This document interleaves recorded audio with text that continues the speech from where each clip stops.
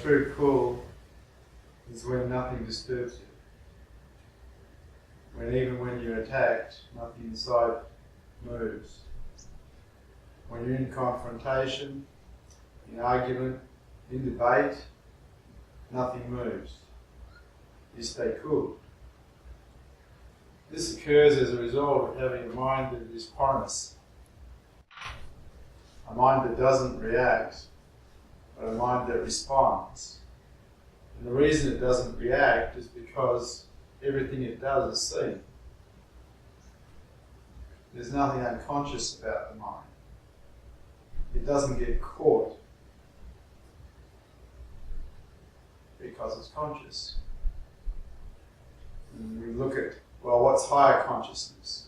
Well, this is higher consciousness. To get caught, to get contracted, to go into resistance to life, to react, is lower consciousness. And I'm not talking about enlightenment here, I'm simply talking about higher consciousness. And so, when it comes to enlightenment, that super consciousness, all the mind can do is prepare itself for that possibility, and that's just a maybe.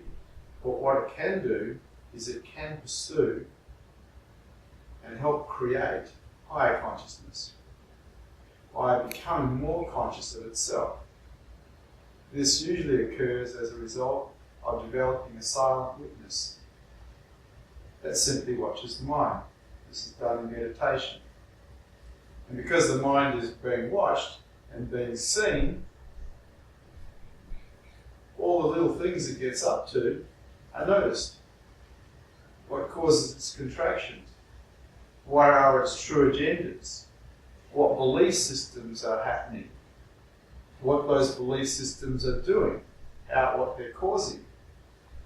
When we get triggered, if we get triggered, what is the cause of that trigger? What is the reaction to that trigger? Of course, after you become aware of the mind, you don't react to triggers, you respond. So the mind doesn't contract, it stays cool. This type of mind will support enlightenment. Cool. And so when I went to school, cool was the type of clothes you wore, the people you hung out with, the music you listened to, maybe even the car you drove. That's not cool. That's fake. A pretense of cool. True cool is not being ruffled while under fire, ever. And I've been into true cool for a long time because it's the best. It's not much fun constantly reacting to life and going into resistance to life and suffering as a result of you not being conscious of your own thoughts.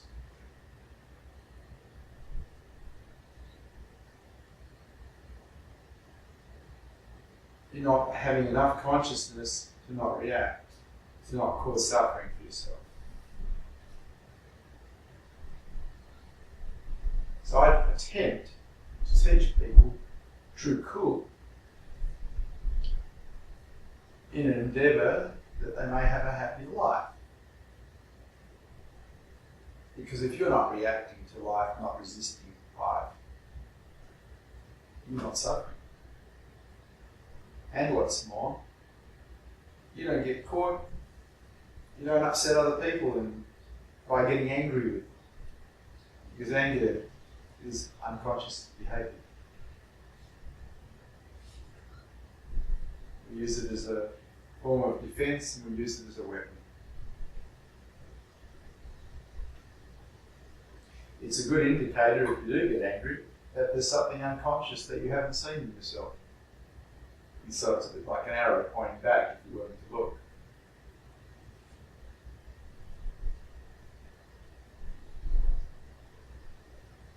If you notice that nothing's moving, even when people are trying to trigger you, you've done the work.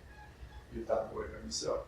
You remove whatever needs to be removed that keeps you reacting, and you've done that because you've become conscious enough to do that.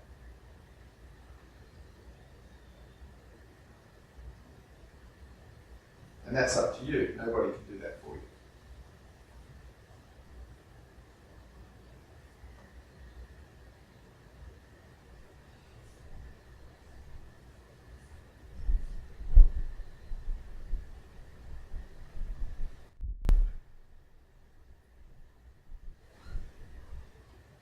One of the ways the Buddhist monks see how cool they are is they have what's called Dharma battles, where they argue over the teachings of the Buddha. The first one to contract, the first one to go into resistance, loses. Not the first one to get it wrong, the first one to contract, the first one to lose their cool, loses. And it shows the person who's lost, where they're still caught, where they're still unconscious in themselves. So the monks do Dharma battle over the teachings of the Buddha. And you don't need to do that. In life, we are constantly engaged with other people. We agree with them sometimes, we disagree with them other times. When we're in disagreement, can we observe our own minds and become conscious enough not to get caught, not to get triggered, not to go into reaction, and not suffer?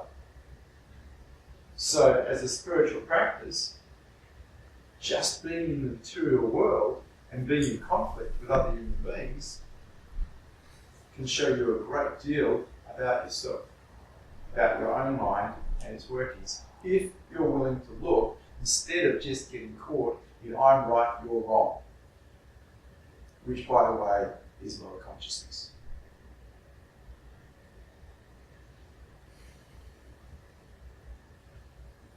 It's up to you.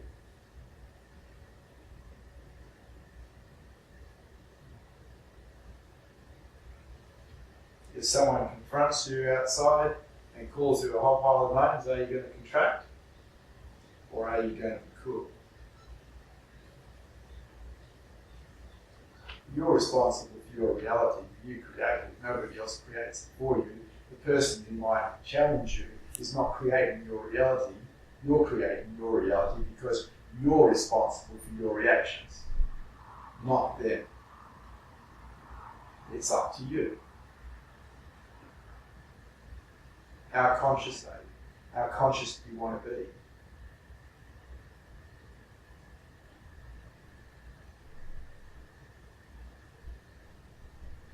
After all, spirituality is the game of higher consciousness.